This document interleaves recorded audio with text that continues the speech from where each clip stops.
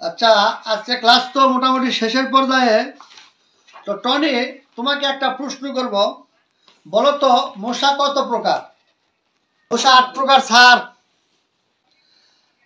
আচ্ছা, মশা যেহেতু তুমি বলতেছো 8 প্রকার, দেখে 8 প্রকার মশা কি কি দেখে তুমি একটু বলো তো। 1 নাম্বার, যে মশা গায়ে পড়া মাত্রই কামড় দেয় তাকে রাক্ষসী মশা বলা হয়।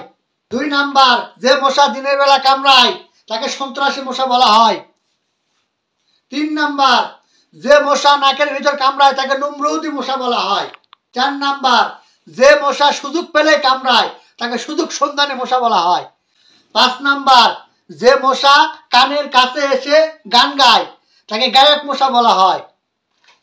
6 নাম্বার, যে মশাকে থাপ্পড় দিলে ফাঁক দিয়ে উড়ে চলে যায় তাকে গোল্লাছুট মশা বলা হয়।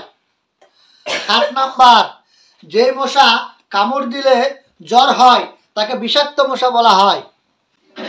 8 নাম্বার এবং সর্বশেষ নাম্বার হচ্ছে, যে মশা মশারির ভিতর কামড়ায় তাকে মূর্খ মশা বলা হয় স্যার।